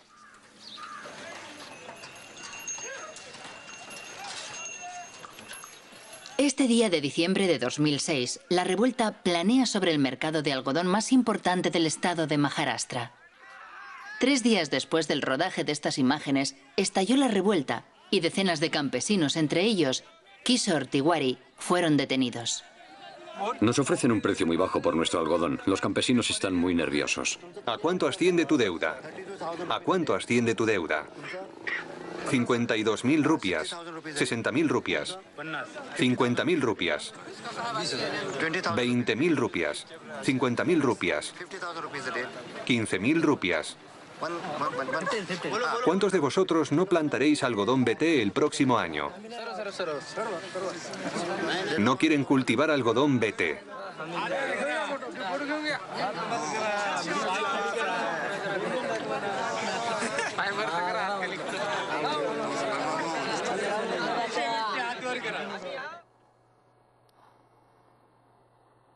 Las semillas del suicidio.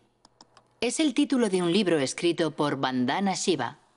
Esta física, ganadora del Premio Nobel Alternativo, dirige una fundación económica y una red de granjas productoras de semilla bautizada Nadyana.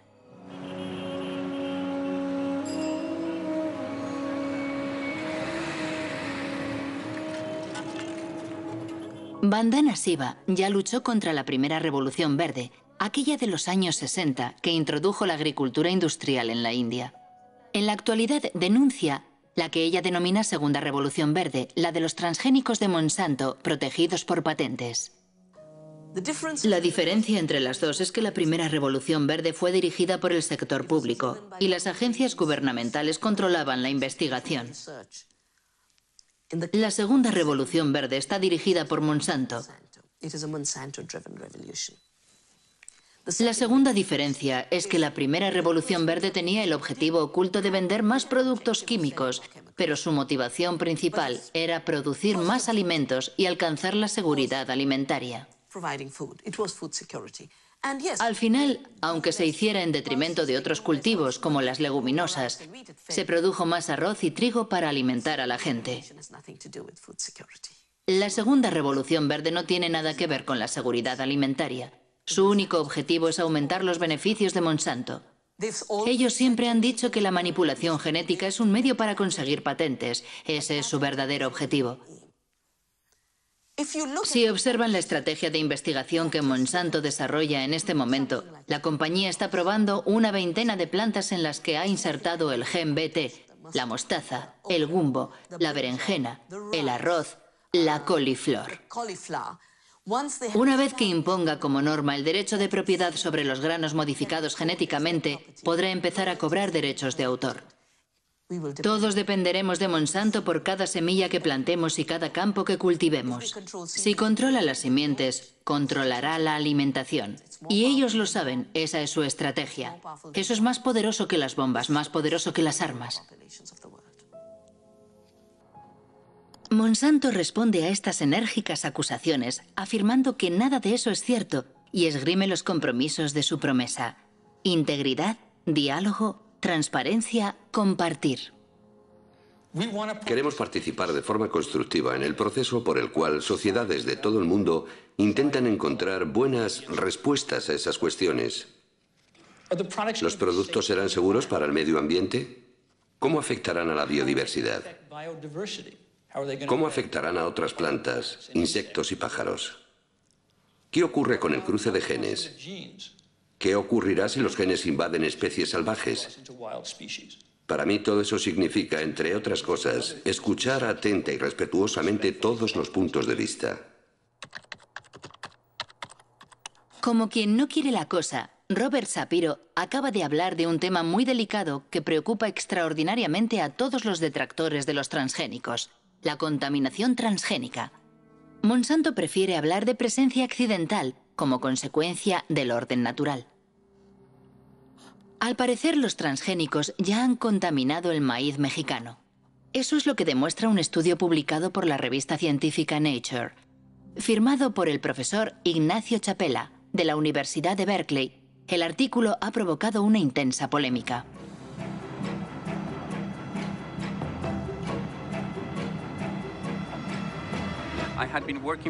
Durante 15 años he trabajado con comunidades indígenas de Oaxaca, en México, para enseñarles a analizar su medio ambiente.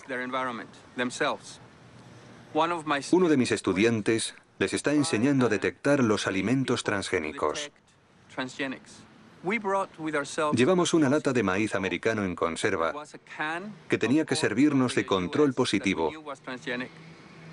porque sabíamos que era maíz transgénico. Necesitábamos un control negativo y pensamos que el maíz mexicano era perfecto para eso, porque es el maíz más puro y mejor conservado del mundo. Cuando analizamos las muestras, descubrimos sorprendidos que el maíz que creíamos que no era transgénico ya contenía ADN transgénico.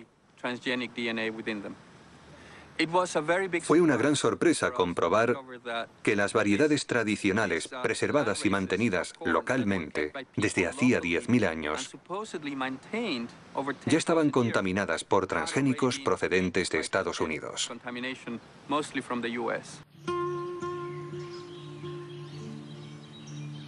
México es el lugar originario del maíz. En la región de Oaxaca, al sur del país, existen más de 150 variedades locales. Esa gran biodiversidad es un tesoro universal que protege la reserva genética de maíz conservada por millones de campesinos mexicanos. ¿Este maíz es para la familia? Sí, para la familia nada más. Hace tortillas. Pero siempre de este tamaño, así limpio, se recoge para semilla, para el otro año. ¿Nunca compras semillas afuera? No. ¿Se intercambia? Sí, creo que de la antigüedad.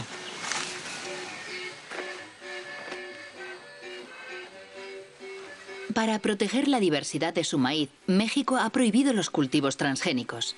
Sin embargo, en el marco del Tratado de Libre Comercio firmado con Estados Unidos y Canadá, el país no puede impedir la importación masiva de maíz americano transgénico en un 40%. Destinado exclusivamente al consumo humano y animal, el maíz americano amenaza la producción local. Fuertemente subvencionado por la administración de Washington, el maíz industrial, como aquí se le llama, cuesta 2 veces menos que el maíz tradicional.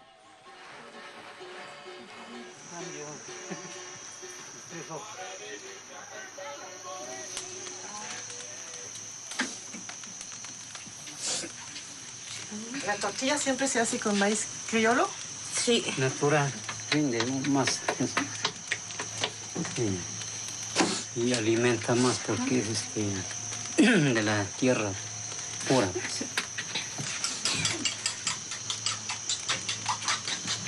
Este es el maíz morado. Antiguamente mis abuelitos sembraban esto.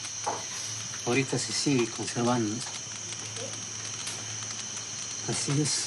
Antes de la conquista ya. Sí. No, y ya viene la otra conquista. ¿Cuál es la otra conquista? Transgénico, pues. El transgénico. Para tumbar esto.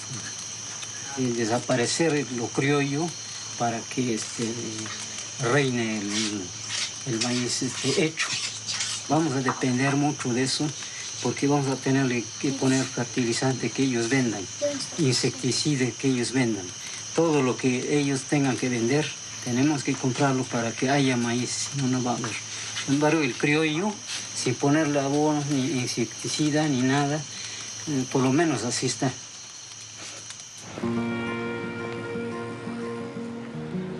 El artículo de Ignacio Chapela en Nature provocó una gran conmoción en México.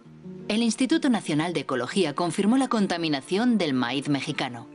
Los genes Roundup Ready y BT se han encontrado en el maíz de 5 regiones del país. ¿Qué ocurrirá si el maíz transgénico se cruza con las variedades tradicionales? La doctora Elena Álvarez llevó a cabo la experiencia con una flor local. Introdujo el mismo gen en varios ejemplares de la planta y después observó su crecimiento. Nosotros hemos visto que aún 2 plantas idénticas genéticamente, es decir, tienen todo el genoma idéntico, todos los cromosomas son igualitos y tienen el mismo transgen, pero este transgen está localizado en diferentes sitios, ¿no? Y sin embargo, cuando vamos a analizar el fenotipo, es decir, la forma floral que tienen estas plantas, algunas de ellas son idénticas al tipo silvestre, es una flor normal con 4 pétalos, 4 sépalos que están abajo, y otras son flores aberrantes. Tiene pelos ectópicos, tiene pétalos también con formas raras, y algunas de estas flores pueden llegar a ser completamente monstruosas. Y la única diferencia entre esta y la que parece silvestre es la localización del transgen, que se insertó en otro sitio por casualidad. ¿Por qué es preocupante?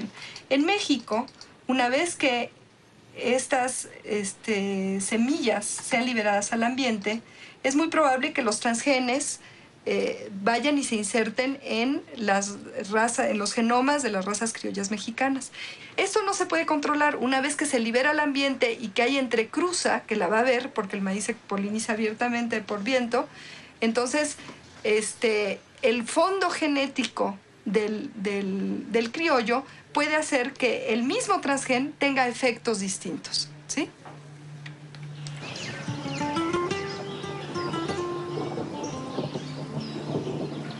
Buenos días, los seguimos invitando para que podamos platicar con ustedes un momento en relación a las irregularidades que se están produciendo actualmente en el maíz, sobre todo por la contaminación por transgénicos. Nosotros estamos muy preocupados. Aldo González dirige una organización indígena. Desde hace 2 años realiza una campaña informativa en las comunidades de Oaxaca.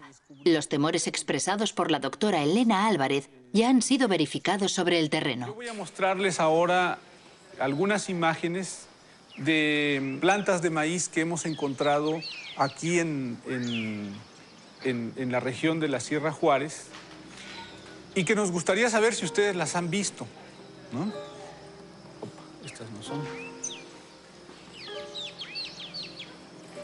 Aquí en esta imagen, por ejemplo, podemos ver cosas raras. Esta planta pues tiene una rama por aquí y otra rama por acá. Las milpas normalmente no salen así.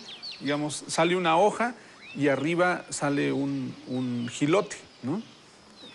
En este caso están saliendo 3 jilotes sobre una sola hoja.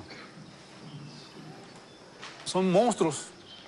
Esa planta nosotros la enviamos a un laboratorio de biotecnología para que detectaran si tenía presencia o no tenía presencia de transgénicos y desgraciadamente nos dio positivo.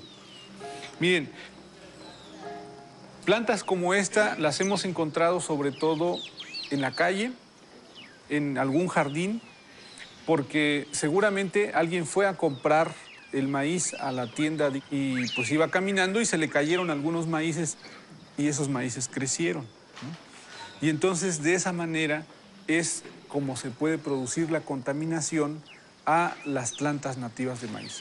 Lo que yo entiendo que en el futuro, si se deja que esto se prolifere dentro de los cultivos de los campesinos, al rato nosotros vamos a tener que comprar maíz porque nuestro maíz ya no va a servir. Es preocupante. ¿Qué debemos de hacer?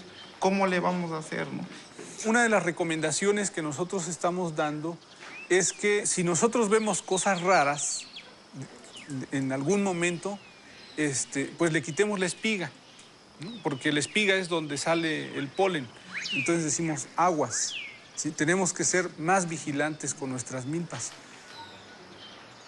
¿No le parece que puede ser una estrategia de una compañía como Monsanto lo que no puede alcanzar a nivel legal, lo alcanzas a través de la contaminación? Y nosotros pensamos en un momento dado que la contaminación incluso puede ser hecha a propósito. Si el lugar de origen del maíz está contaminado, ¿qué importa si otro lugar del planeta se contamina? Entonces, ¿esto a quién beneficia? Solamente a las empresas transnacionales como Monsanto, ¿no? ¿Cómo reaccionó Monsanto a la publicación del artículo de Ignacio Chapela sobre la contaminación mexicana? Los golpes bajos de Monsanto y el despido del profesor de Berkeley, firmado por Jonathan Matthews, director del GM Watch, un servicio de información sobre los transgénicos con sede en el sur de Inglaterra.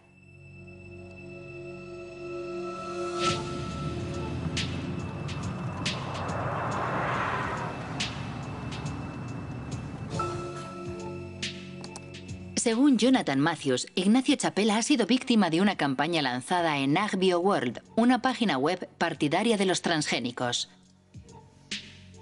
La víspera de la publicación del artículo de Nature, una tal Mary Murphy envió un email que AgBioWorld distribuyó entre miles de científicos de todo el mundo.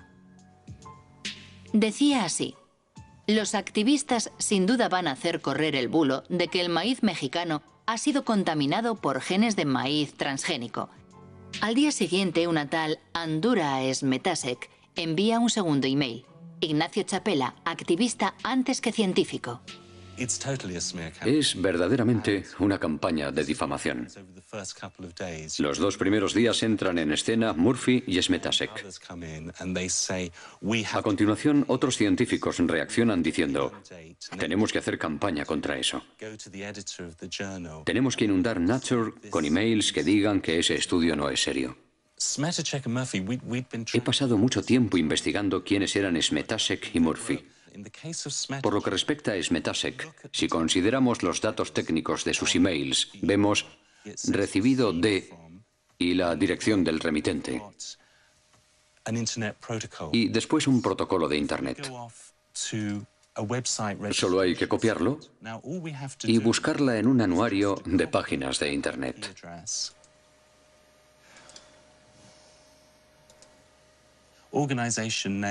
Y descubrimos que la propietaria es la compañía Monsanto de San Luis. En cuanto a Mary Murphy, dejó algunas pistas que me permitieron llegar hasta ella. Como podemos ver aquí, los emails enviados por Mary Murphy son de la dirección bw6biwood.com.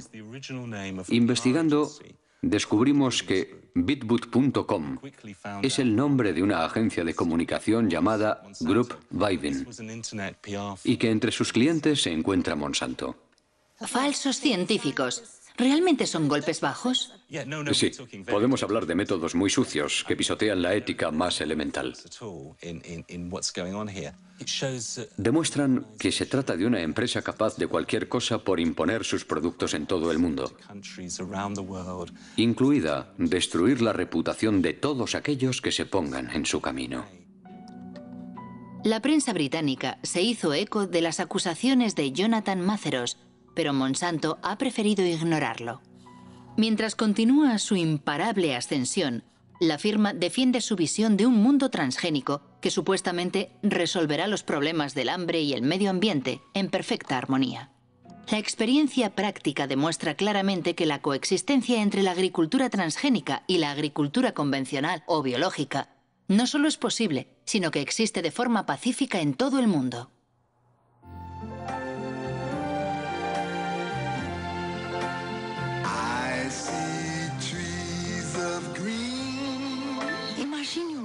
Imagine un mundo que proteja la naturaleza, la tierra, los ríos,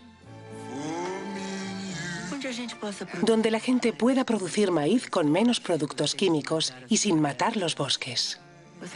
Usted está pensando en un mundo con transgénicos.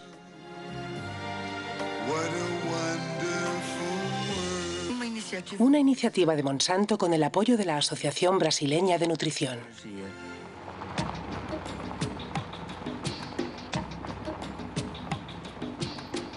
El mundo transgénico ya está en marcha en América del Sur, donde en 2007 se sembraron 40 millones de soja Roundup Ready. La conquista comenzó 10 años antes en Argentina, el único país que autorizó oficialmente los cultivos transgénicos. Desde entonces, los transgénicos se han extendido misteriosamente por los países vecinos, como Brasil o aquí, en Paraguay. En 2005, el gobierno paraguayo legalizó finalmente los cultivos clandestinos para salvar sus exportaciones de soja, especialmente a Europa, donde el etiquetado de los transgénicos es obligatorio. Una forma de reconocer que el Ministerio de Agricultura se enfrentaba a un hecho consumado. Cuando se aprobó la utilización del transgénico, había entrado originalmente el transgénico en forma irregular. ¿Y se sabe cómo entraron las semillas? ¿Cómo entraron? ¿Por la bolsa negra o...? No, nosotros le llamamos a esos bolsas blancas. No le llamamos, ustedes le llamarán bolsas negras, nosotros le llamamos bolsas blancas. Son semillas que no tienen certificaciones oficiales. ¿Se sabe si Monsanto tuvo un papel en el contrabando de semillas? Quizás las empresas pudieron haber promocionado sus variedades, sus líneas de semillas. Evidentemente, y como le digo, el gobierno tuvo que reaccionar ya proactivamente, pero una vez ocurridos los hechos.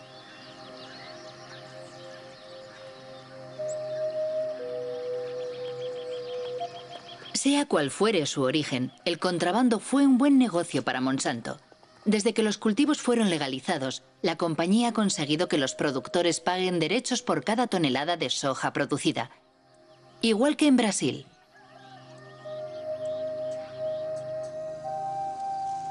Desde entonces, la deforestación avanza imparable en Paraguay, expulsando a la fuerza a los pequeños campesinos que se niegan a abandonar sus pequeñas parcelas.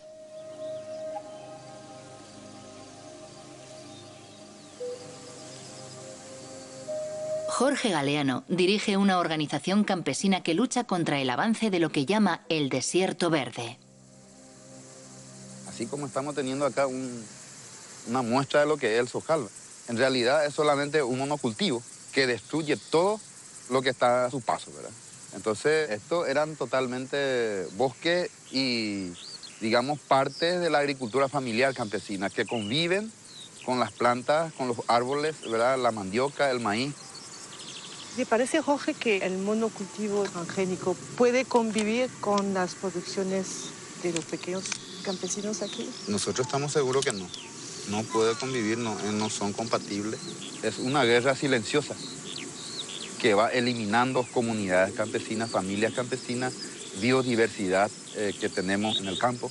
Esta trae muerte, trae pobreza, trae enfermedades y la eliminación de todos los recursos con que nosotros contamos para sobrevivir. Actualmente, por todo el país se fumiga Roundup, con avionetas o con abonadoras llevadas por obreros agrícolas sin ninguna protección. Se fumiga justo hasta la puerta de las casas o cerca de los cultivos de supervivencia de los pequeños campesinos. Todos los años se destruyen cosechas y miles de personas son contaminadas. Como esta familia rodeada por los transgénicos de Monsanto. Los padres están preocupados por su hijo Pedro, que todos los días tiene que atravesar los campos de soja para ir a vender las tortillas de maíz que hace su madre.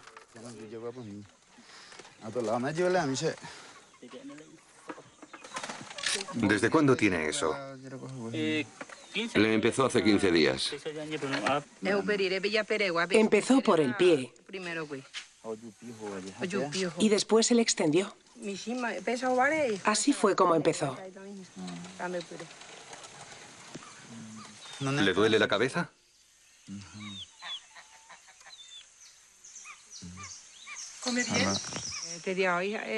Muy poco. Hoy no ha querido comer lo que le preparé. Solo ha tomado un zumo. ¿Y su hermano? Él come mejor, pero es difícil. Así vivimos. Tomamos el agua, intoxicado. muriendo de nosotros 60 patos con ganso. Ahí viene y enseguida cae y muere. Porque allá se pasaba, se mata todo. Ahí en la altura. Y cuando llueve viene el agua y el pato vive por el agua. Y por eso. En Paraguay, el 2% de la población posee el 70% de las tierras cultivables y con los transgénicos la concentración no deja de aumentar. Las 3/4 partes de los productores de soja son extranjeros que invierten su dinero en el nuevo oro verde. Con la crisis de las vacas locas y la prohibición de las harinas animales, y más recientemente, con la pasión por los biocarburantes, el precio de la soja se disparó provocando una avalancha de los cultivos Roundup Ready. Según el último censo de Paraguay, 100.000 personas abandonan cada año el campo para instalarse en los suburbios de las grandes ciudades. La mayoría huye de la soja transgénica de Monsanto, destinada a alimentar los pollos, las vacas y los cerdos de Europa.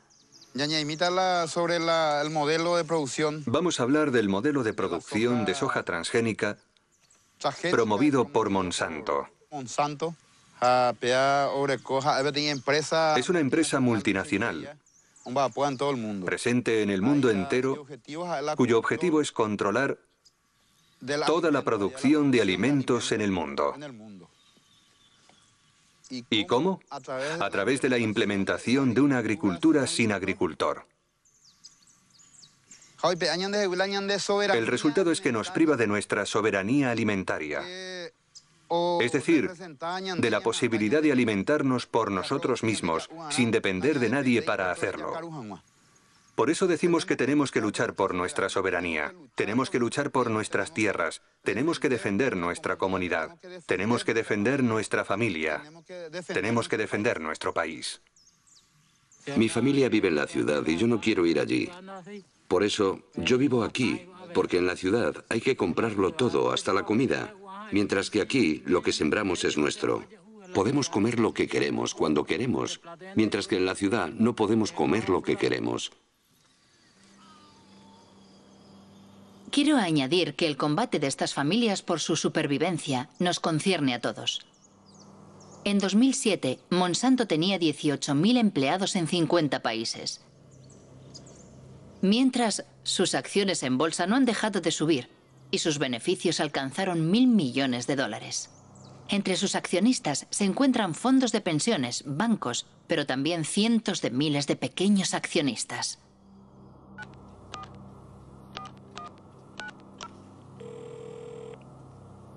¿Chris Horner? Hola, Christopher Horner. Soy Marie-Monique Robin, de Francia. Agradecemos su insistencia solicitando una entrevista. Pero hemos tenido algunas conversaciones internas y no hemos cambiado de opinión.